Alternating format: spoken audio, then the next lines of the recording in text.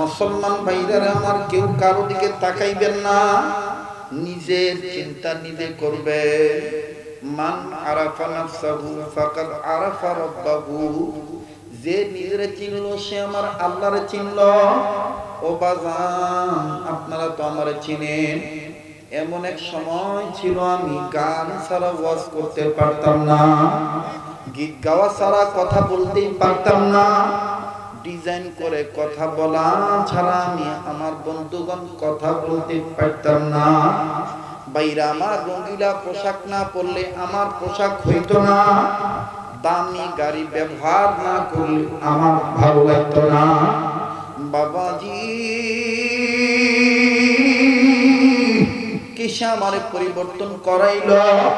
আমার বন্ধুরা, আমার বাইরা, আমি চিন্তা করে দেখছি দুনিয়া থাকার জায়গা না, এই দুনিয়ায় কেউ চিরদিন থাকতে পারবো না। কথা বলেন ঠিক না বেঠিক? ও বাজান দেখেন, অন্তরে মায়া লাগেনি, অন্তরে মহাব্বত লাগেনি? যার ভালো লাগতেছে বুঝে নেন আমার মাওলা আপনাকে কবুল করবে। আমার বাইরা মায়া লাগায়া বলেন না আল্লাহ, আবার বলেন আল্লাহ। এ বাগান, এ বন্ধু, আমি জানি না কার মা নাই কার বাবা নাই, আমি জানি না কার মা আছে কার বাবা নাই, আমার জানা নাই কার বাপ আছে কার মা নাই, কার মা আছে কার বাপ নাই। আবার এমন লোক আছে মাও নাই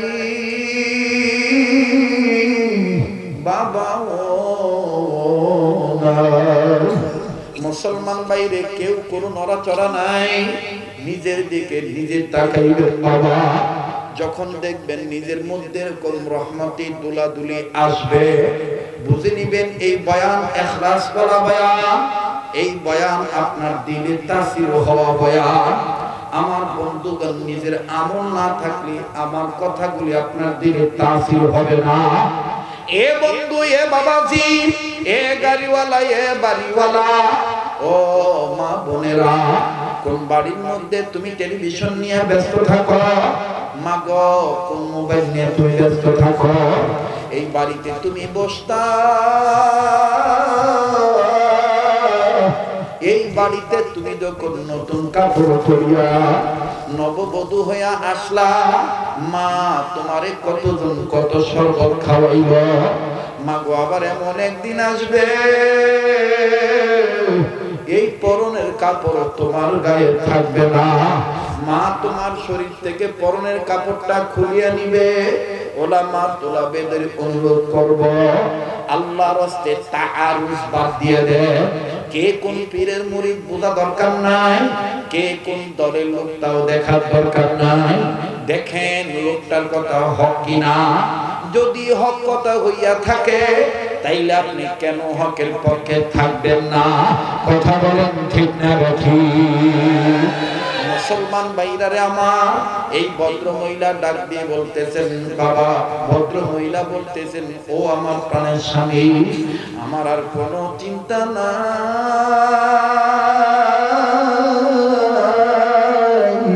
স্বামী আপনি এমদাদুল্লাহ মহাজের মুকির ছিলেন না? ও স্বামী আমি চিনি এমদাদুল্লাহ মহাজের মুকিরে। স্বামী আপনি ছিলেন না? ও স্বামী আপনি কার পাগড়ি ধরেছেন আপনি জানেননি? এই পাগড়ি দ্বারা দরিয়া তওবা করে, এই হুজুরের চেহারা দেখিয়ে যারা তওবা করে আল্লাহ পাক তাদেরকে তওবাকারীর কাতারে গণ্য করে।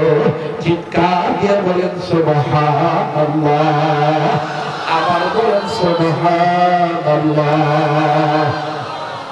মুসলমান ভাইরা আমার, বন্ধুরে, ইবাদত ওই কাজকে ইবাদত বলে যেই কাজ আল্লাহর হুকুমে নবীর তরিকায় করা হয়, ওই কাজকে ইবাদত বলে। মহিলা ডাক দিয়ে বলতেছেন স্বামী আমার, আপনি আর নামাজ না আদায় করে থাকতে পারবেন না। ডাক দিয়ে বললেন বিবি রে, পাগড়ি ধরার সাথে নামাজের কি সম্পর্ক? বিবি বলতেছেন সময় কথা বলবেন, এখন আমি আর আপনাকে কিছু বলবো না। এবার স্বামী স্বামীর জায়গায় ঘুমায় গেল, বিবিও বিবির জায়গায় ঘুমাইলেন। বিবি শুকরিয়া আদায় করে বললেন, আল্লাহ মনে মনে যা বলছিলাম তাই তুমি কবুল করছো, এখন আমলে বাস্তবায়ন করলেই হয়। মাবুদ তুমি মেহেরবানি করে তৌফিক দিয়ে দিও আল্লাহ। এ বন্ধু, বিবি ঘুমাইল, স্বামীও ঘুমের ঘরে চলে গেল।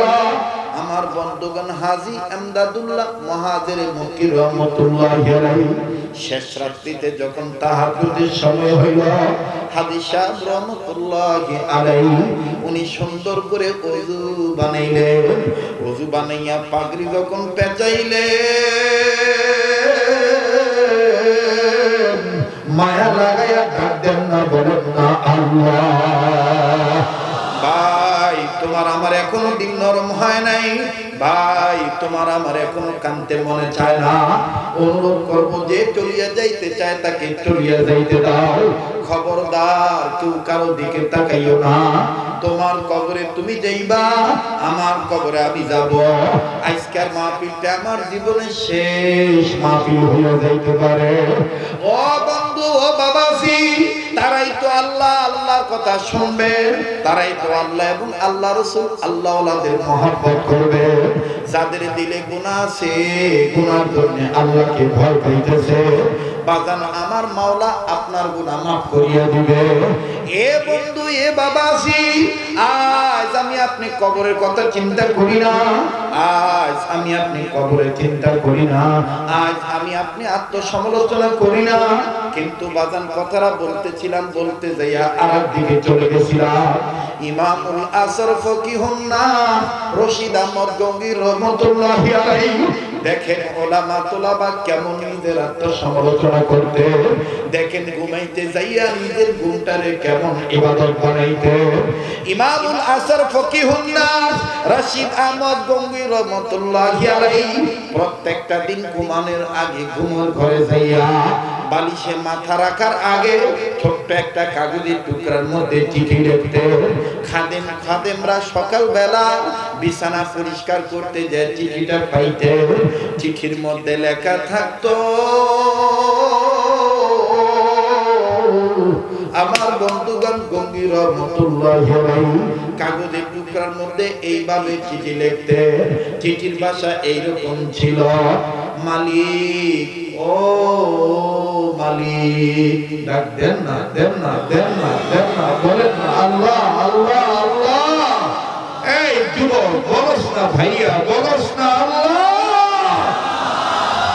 হযরত গঙ্গী রহমাতুল্লাহি আলাইহি চিঠির মধ্যে আমার বন্ধুগণ কথাটা এইভাবে লেখা জমা দিয়ে ঘুমাইতে, মালিক না জানি এই ঘুম আমার জীবনের শেষ ঘুম। বাজান, গঙ্গী রহমাতুল্লাহি আলাইহির এক কোনার ইলমও আমার আপনার নাই, অথচ সেই দেখেন কত বড় হাস্তি বাহরুল উলুম। উনিও ঘুমানোর সময় এইভাবে চিঠি লেখা ঘুমাইতে। শুধু কি তাই বন্ধু, কবরের আযাবের ভয়ে এমন কান্না কানতেন, গঙ্গী রহমাতুল্লাহি আলাইহির চোখ অন্ধ হইয়া গেছিল। বংশীয় কারণে কানা হন নাই, কোন রোগের কারণে কানা হন নাই। গঙ্গী রহমাতুল্লাহি আলাইহি কবর আযাবের ভয়ে কাঁদতেন। একদিন এক মুরিদ জিজ্ঞাসা করতেছেন, হযরত আপনি কবর আযাবের ভয়ে যে এইভাবে কাঁদেন, আপনি কি কবর আযাব দেখছেন নাকি? ও ভাই, আমি আগেই বলছি এই বয়ান সবার ভালো লাগবে না, এই বয়ান সবার মজা লাগবে না। আগে মাপ চাইয়া নিছি, বক্তা হইয়া আমি চেয়ারে বসি নাই, আমি দায়ী হইয়া বইছি, ওলামাদের কলিজার টুকরা হইয়া বসি। বাজান, আগের মতন টান আর গান আমার জবানদা হয় না। মুসলমান বন্ধুরে তাতে কিছু যায় আসে না। কথা বলেন ঠিক না ঠিক? হযরত গঙ্গী রহমাতুল্লাহি আলাইহি ডাক দিয়ে বললেন কবর আযাব আমি দেখছি। আল্লাহু আকবার। মুরিদরা ঝকঝক করে আচমকা ভাবে তড়িৎ গতিতে হুজুরের কাছে এসে বললেন হুজুর কবর আযাব কেমনে দেখছেন আমাদের একটু শোনান। গঙ্গি রহমাতুল্লাহ আলাইহি বলেন তাইলে শোনো। আমি প্রায় কবর জিয়ারত করি, কারণ নবী বলছেন মরা অন্তর জিন্দা করার বস্তু দুইটা। এক নাম্বার বেশি বেশি কোরআন তেলাওয়াত করা, আল্লাহ পাকের জিকির করা। দ্বিতীয় নম্বর হইল মৌতের কথা স্মরণ করা। আল্লাহু আকবার। গঙ্গি রহমাতুল্লাহ ডাক দিয়ে বললেন বাবারা ভাইরা শোনো, আমি প্রায় কবর জিয়ারত করতাম, আমি প্রায় কবর জিয়ারত করতাম। একদিন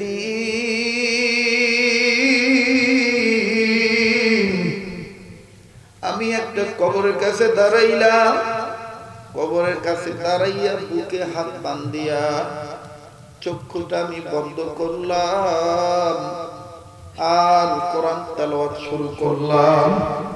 হঠাৎ করে কেমন জানি গরম বাতাস আমার গায়ে লাগলো। এই কবরের গরম বাতাস যখন আমার গায়ে লাগলো, আমি রশিদ আহমদ এই বাতাসটা দেখি না, তাও আমার গা থেকে গরম বাতাস যায় না। আমি আমার মাওলাকে ডাক দিয়ে বললাম আল্লাহ,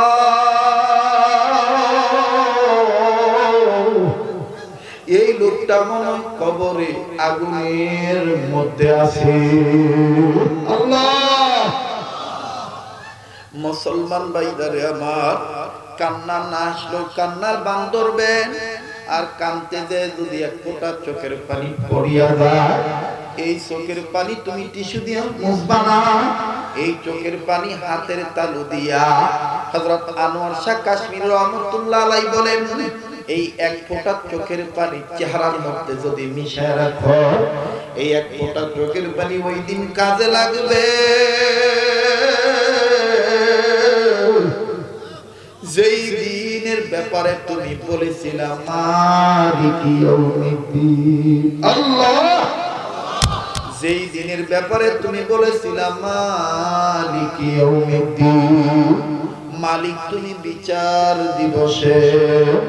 আবার আমার মালিক আর এক জায়গায় বলেছেন লিমানিল মুলকুল ইয়াউম। আজকের এই দিনে একটু গরম লাগলে বাতাসের প্রয়োজন হয়, আজকে এই দিনে একটু তাপ বেশি লাগলে এয়ার কন্ডিশন এসির মধ্যে দেওয়া হয়। বাবাজি ও মুসলমান, হযরত থানবী বলেন কেমনে রে গুনাহ করো, একটা কবিরা গুনাহ জাহান্নামে যাওয়ার জন্য যথেষ্ট। এই একটা কবিরা গুনাহ লয়ে যদি কেউ কবরে যায়, কবর হবে সাপের কারখানা, কবর হবে আগুনের কারখানা। বাজার ইচ্ছা করে দাড়ি কাটা কবিরা গুনাহ। বাজার এই চোখটা দিয়া আল্লাহর দাওয়াত চোখ দিয়া বেগানা নারী দেখা কবিরা গুনাহ। ও বাজান, আমি তার পায়ে হাত দিয়ে বলবো ভাই গুনাহ যদি থাকে তুমি একটু দিন ভালো করে বসো, এটা তওবার মজলিস মনে করো। আমার দিল বলতেছে এই জায়গায় উজানির কারি ইব্রাহিমের রুহানিয়াত আইসা গেছে, আমার বন্ধুগণ চরমনে হযরতের তাওয়াক্কুল আইসা গেছে। মুসলমান ভাইরারে আকাবির আসলাম বুজুর্গদের তাওয়াক্কুল আইসা গেছে। কারণ আপনারা তো অনেকেই জানেন, ওলামা বন্ধুরা জানে, এই গোলামকে হার লাইনের বুজুর্গরা আকাবিরদের ক্যান্সার বানায় দিছে। বাবাজি কার কি গুনাহ আছে, গুনার হিসাব নিয়ে বসিয়া পর আমার মাওলা মাফ করে দিবে। আগো আল্লাহ তুমি নজর করে দেখো, তলবে আজিজরা কাঁদতে, ও তলবে বাবারা মেরে লখতে জিগার লড়কা তলাবে আজিজ তোমাদেরকেও তো আমি মহব্বত করি। তোমরা আগামী প্রজন্মের শাইখুল হাদিস হতে চাও, তোমরা আগামী প্রজন্মের সৈয়দ ফজলুল করিম হতে চাও, তোমরা আগামী প্রজন্মের সৈয়দ ইসহাক হতে চাও, তোমরা আগামী প্রজন্মের হোসেন আহমদ মাদানী হতে চাও, তোমরা আগামী প্রজন্মের আনোয়ার শাহ কাশ্মীরি হতে চাও, তোমরা আগামী প্রজন্মের মোহাম্মদুল্লাহ হাফিজি হতে চাও। বাবা যদি হতে চাও তাইলে গুনাহ ছেড়ে দাও। গুনাহ যদি থেকে থাকে মায়া লাগা বলো না আল্লাহ।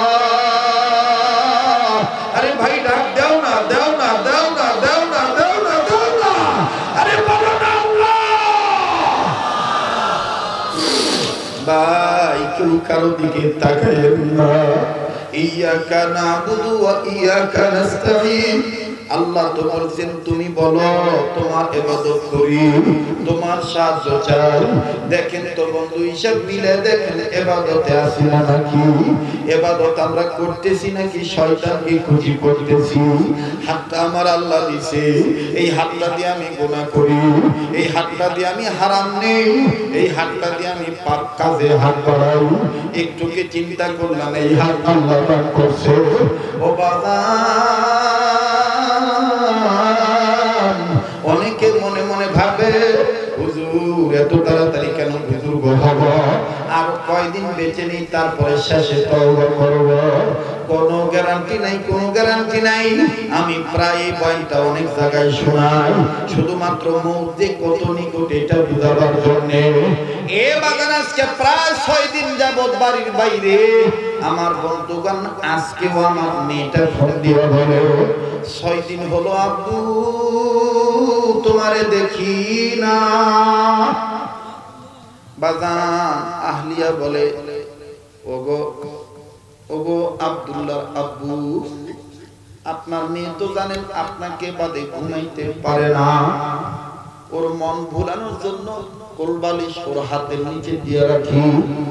রাত্রে বেলায় আব্বুর গায়ে হাত দিয়ে যেইভাবে ঘুমায়, এইভাবে কোলবালিশের গায়ে হাত দিয়ে যখন সারা রাত ঘুমায়, সকালবেলা উঠিয়া যখন দেখে আব্বু নাই, মায়ের সাথে রাগারাগি শুরু করে দেয়। মেয়েটা ফোন দিয়ে বিচার দেয়। আমার বন্ধুগণ যদিও তাকে উপস্থিত সান্ত্বনা দেয়, কিন্তু দিল মাঝে মধ্যে কান্দে আর বলে আব্দুল খালেক শরীয়তপুরি এমন একদিন আসবে সত্য কোলবালিশ নিয়ে তোমার মেয়ে তোমার ছেলে পড়ে থাকবে আর আশায় থাকবে বাবাই আব্বু বলে ডাক দিব।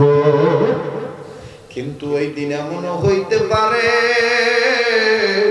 মুখ থাকার পরও আম্মু বলে ডাক দিতে পারবে না, চোখ থাকার পরও ছেলে মেয়ের দিকে তাকাইতে পারবে না, হাত পা থাকার পরও হাত দিয়া টান দিতে পারবে না, পা থাকার পরও পা দিয়া হাঁটিয়ে যাইতে পারবে না। এ বাদান কারা মনে করো বহুত দূরে,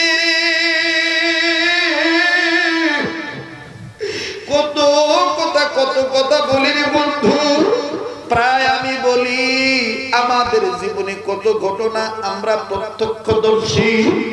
দক্ষিণ অঞ্চলে বয়ান করার জন্য ফেরির মধ্যে উঠেছি গাড়ি নিয়া, বরিশাল বিভাগে যাব। মুসলমান ভাইরা রে আমার বন্ধুগণ, আমার বাবাজিরা, হয়তোবা গতবারও আমি এই কথাটাই আমি আপনাদেরকে দিয়েছিলাম। আজও মৌতকে স্মরণ করার জন্য বলছি। যারা বলতেছেন মৃত্যু দূরে, মৃত্যু দূরে, দেখেন মরণ কত নিকটে। আল্লাহু আকবার। আমার ভাইরা, আমার বন্ধুরে, আপনারা সবাই পেপার পত্রিকায় পড়েছিলেন আমাদের ঢাকা জেলার কেরানীগঞ্জ থানা প্লাস্টিক কারখানায় ডিসেম্বর মাসে আগুন লাগছিল। ওই আগুন লাগিয়া কত শ্রমিক আগুনে পুড়িয়া ছাই হইয়া মারা গেছে। যেদিন আগুন লাগবো ওই দিন একজন শ্রমিক বাড়ি থেকে বের হইতেছে।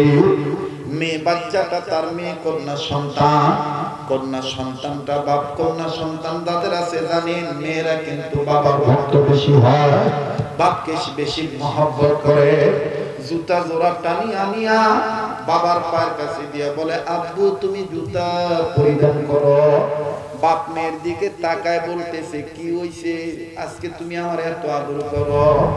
মেয়েটা যখন দেখলো বাপ জুতা পরিধান করলেন, মেয়েটা এবার আস্তে করে বাবার হাতটা ধরে বলতেছেন আব্বু কতদিন বলতেছি চকলেট আনবা চকলেট আনবা, মিল্ক যেই চকলেটে বেশি দুবাই কোম্পানি চকলেট আনবা, তুমি খালি বলো আনবো আনবো, আব্বু তুমি আনো না কেন? বাপ মেয়েটার মাথায় হাত দিয়ে বলে মাগো এতদিন বেতন পাই নাই তাই আনি নাই।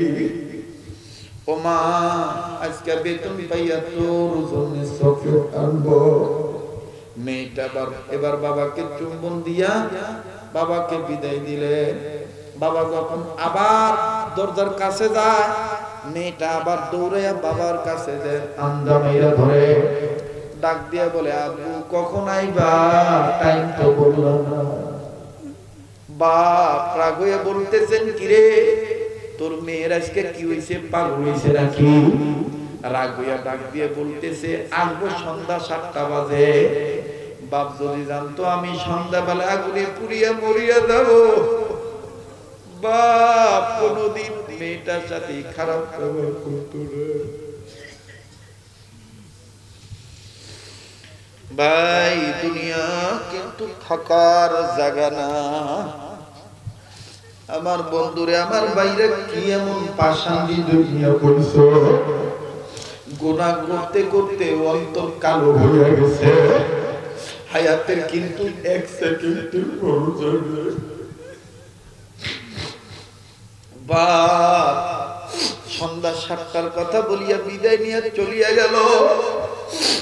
এইবার মেয়ে ঘড়ির টাইম চিনে, 5-6 বছরের মেয়ে, 7 বছরের মেয়ে। সন্ধ্যা 6টা যখন বাজছে মেয়েটা নিজেই গুছায় খালি মায়ের কয় মাগো আব্বাই না কইছে 7টা বাজাইব, বাকি আছে আর 1 ঘন্টা।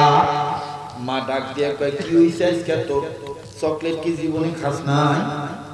বাবা যাদের বাড়িতে ছোট্ট মেয়ে আছে ছেলে আছে এবং যাদের বাড়িতে গৃহপালিত পশু কুকুর বা বিড়াল আছে অথবা গরু ছাগল ভেড়া দুম্বা বকরি আছে, এরা যদি জানে মালাকুল মউতের গ্রাণ এরা পায়, এরা যখন জানে যে আমাদের মালিক আমাদেরকে চিরদিনের জন্য ছেড়ে যাবে, আমার বন্ধুগণ তারা ওই দিন পাগলামি বেশি করে। মুসলমান বাইরে ইমাম গাজ্জালী রহমাতুল্লাহি আলাইহি তার কিতাবের মধ্যে বলেন মউতের 40 দিন আগে মালাকুল মউত 40 দিন যাবত তার বাড়ির আশেপাশে একটা রূপ দেখায়, যা খাওয়ার খাইয়া লও, যা করার করিয়া লও।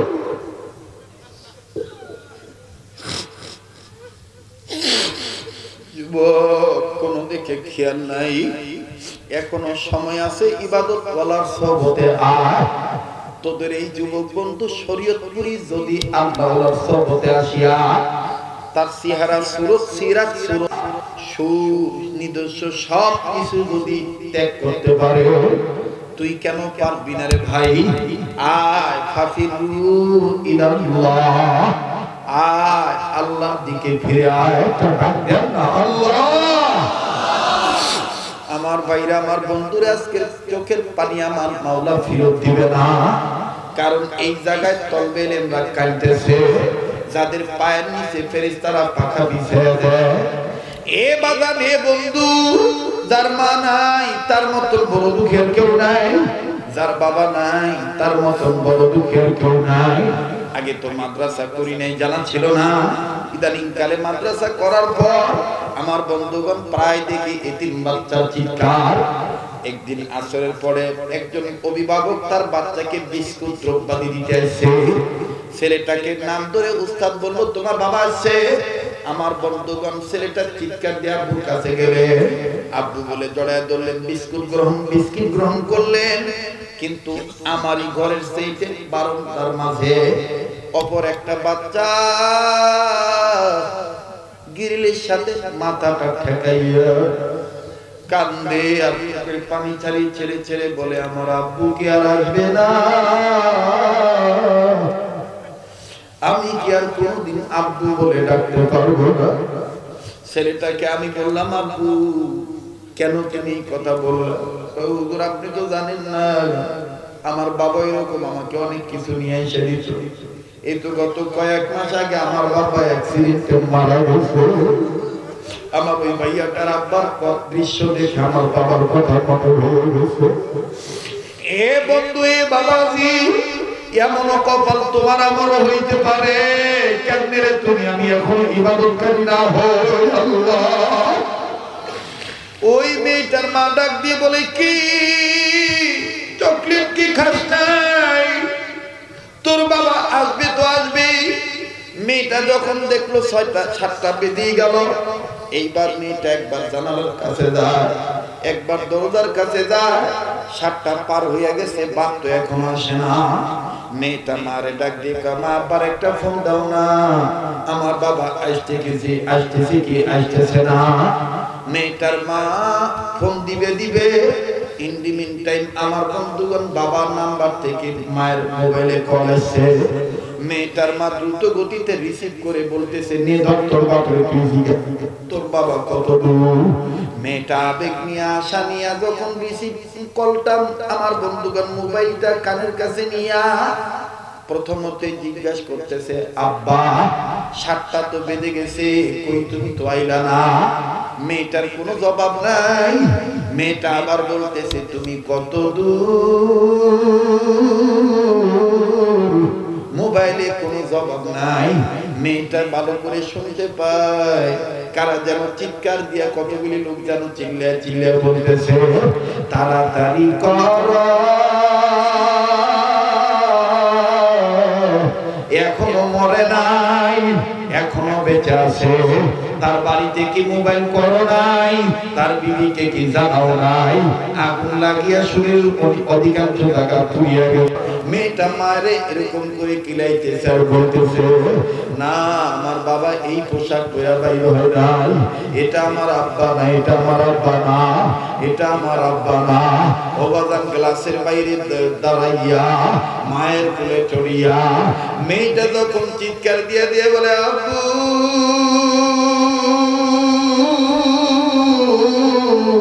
তুমি কি আমাকে আম্মু বলে আর তুমি উঠাইবা না? আমাকে কি আর বলে নিবা না? আমার বন্ধুগণ বাচ্চা মেয়েটার কান্নার আওয়াজে আকাশ বাতাস বাড়ি হইয়া গেছে। আরে ট্যাংপার আমার ভাইরা, অত্র এলাকার বাবারা, ও ট্যাংরার মা বোনেরা, ও আমার বাপ ভাইরা, ও বিস্তারা বাড়া, ও ওলামারা, ও বক্তা শ্রোতারা, অতিথিবৃন্দরা, রাজনৈতিক নেতারা, বিরোধী দল সরকারি দলের বাপ ভাইরা, আহারে এমন অতদিন আসতে পারি তোমার আমার সুস্থ বলি আটকা মারা যাইতে পারি। তোমার আমার ছেলে মেয়ে মা বাবা বলে কান্নাকাটি করবে, আকাশ বাতাস বাড়ি হইয়া যাবে। ওই দিন আসার আগে আসলে তওবা করি।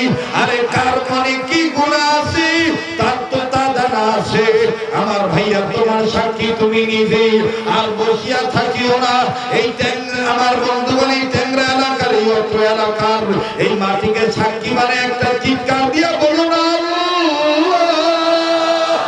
আবার বলো না আল্লাহ, আর একবার বলো না আল্লাহ। মুসলমান বাইরে মেয়েটা এত কান্নাকাটি শুরু করিয়ে দিল। ও বাজান আমার বন্ধুগণ ডাক্তারের নির্দেশ অনুযায়ী একটা নার্স চিঠি নিয়ে আসলো, কাগজের টুকরা নিয়ে এসে মেয়েটার মাকে আড়ালে ডাক দিয়ে বলতে যে বোন রে পারলাম রে তোমার স্বামীকে রাখতে, তোমার স্বামী মারা গেছে। মহিলাটা ডাক দিয়ে বলতে যে বোন আমার স্বামী নাই, এই কথাটা যেন আমার বাচ্চারা না শোনে। আমি আমার মেয়েটাকে বাসায় যেয়ে যাইতে পারবো না। কোন মেয়ের মায়ের পুরিয়া নামাজ কাজা করো, কোন ছেলে মেয়েকে মানুষ করার জন্য হালাল হারাম খাচ্ছো না, আল্লাহর ইবাদতে দাখিল হও না। এই ছেলে মেয়ে তো তোমার সাথে চিরদিন থাকবে না। আসো ওই আল্লাহর ইবাদত করো যেই আল্লাহ পাক তোমাকে শিখাইতেছেন ইয়্যাকা না'বুদু ওয়া ইয়্যাকা নাস্তাঈন। নাস্তাইন। ইবাদত করো, আল্লাহর সাহায্য চাও আল্লাহর। মুসলমান ভাইরা রে, আর লম্বা নয়, একটু মহব্বত করে যার দিন বিশ্বাস করে আজকের কান্না কবুল হবে, একটু মায়া লাগার চিৎকার দিয়ে বলেন না আল্লাহ। হাতে ধরি পায়ে ধরি কেউ উঠবেন না। কিছুক্ষণের মধ্যে আমি জুম্মার রজনীতে আমি দোয়া করে বিদায় নিয়ে যাব, একসাথে মোনাজাত করব। আজকের মোনাজাত আল্লাহ ফেরত দিবে না, এই জন্য বাদানে কোন মুহূর্তের কথা স্মরণ করতে হবে, কবর জিয়ারত করতে হবে। কার কবরে কে কোন হালতে আছে আমি জানি না, কার মা জানি কবর থেকে কাঁদতেছে আর বলতেছে বাবা আমাদের জন্য একটু দোয়া করলি না, বাবা আমাদের কবর খবর নিলি না। ইমামুল আসর ফকিউর কবর থেকে যখন গরম বাতাস আসতেছে নিজের গা থেকে ধারায় ফালাইয়া দেয়, এরপর গরম বাতাস কমে না। গঙ্গি রহমতুল্লাহ ডাক দিয়ে বলেন আল্লাহ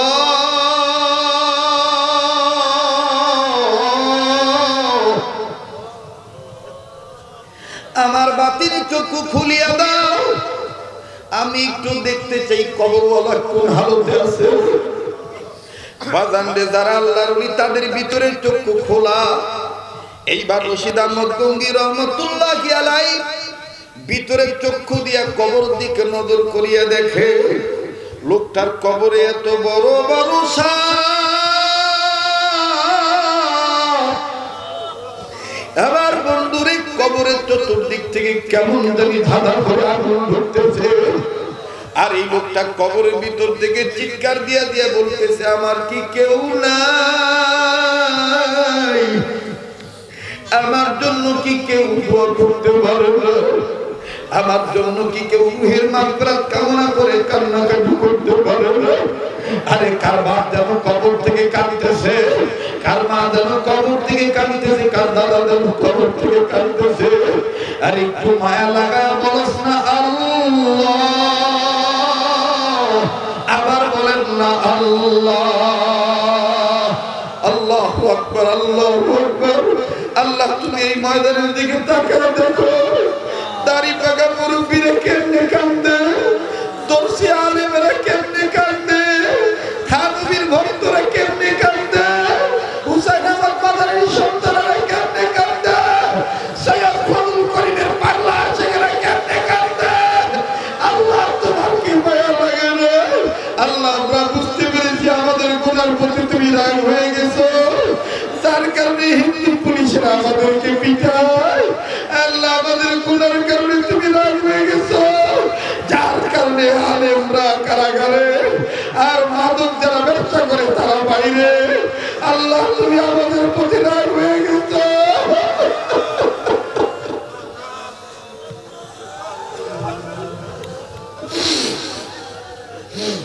ইয়া আল্লাহ ভাই আফসোস আফসোস, কত মাদক কারবারিরা আরামাসে বাইরে ঘুরে, আর কত শাইখুল হাদিসেরা কারাগারে কাঁদতেছে। পৃথিবীতে খ্রিস্টানরা কত আরামাসে ঘুরে, আর কত আল্লাহর ওলিরা বিশ্বের বিভিন্ন কারাগার কাঁদতেছে। ও বাজার এগুলো সব আমাদের হাতের কামাই। আমাদের হাতটা গুনাহ করে ফেলেছে, আমাদের জবানটা গুনাহ করে ফেলেছে। এ যারা আলেমুল আমাদেরকে মহব্বত করো, একটু মায়া লাগায় বলো না আল্লাহ, আবার বলেন না আল্লাহ। দে না রে যুবক, তুই তো গুনাহ যদি করে থাকিস গুনাহ মাফ পেয়ে যাবি রে যুবক, বলস না আল্লাহ। জীবনের শেষ বয়ান মনে করে বয়ান করছি, আল্লাহ তোর রাগ ফেরত দিবে না। আল্লাহ নিজে বলেছেন উদরনি আস্তাজিব লাকুম, আমারে ডাক দে আমি তো ডাকে সাড়া দেব। আরে ভাই কে যেন ঋণী হয়ে গেছেন, কে জানি অভাবে পড়ে গেছেন, কার জানি রূপ ভালো হয় না, কার জানি মা বাবা বিছানায় পড়ে আছে, কার জানি ছেলে মেয়ে কথা শুনে না, কার জন্য জানি মিথ্যা মামলা ঝুলে আছে কান্দে। আরে ভাই আল্লাহ ছাড়া আমার আপনার কেউ নাই। আসলে আল্লাহর ইবাদত করি, আল্লাহর সাহায্য কামনা করি, মায়া লাগায় বলো না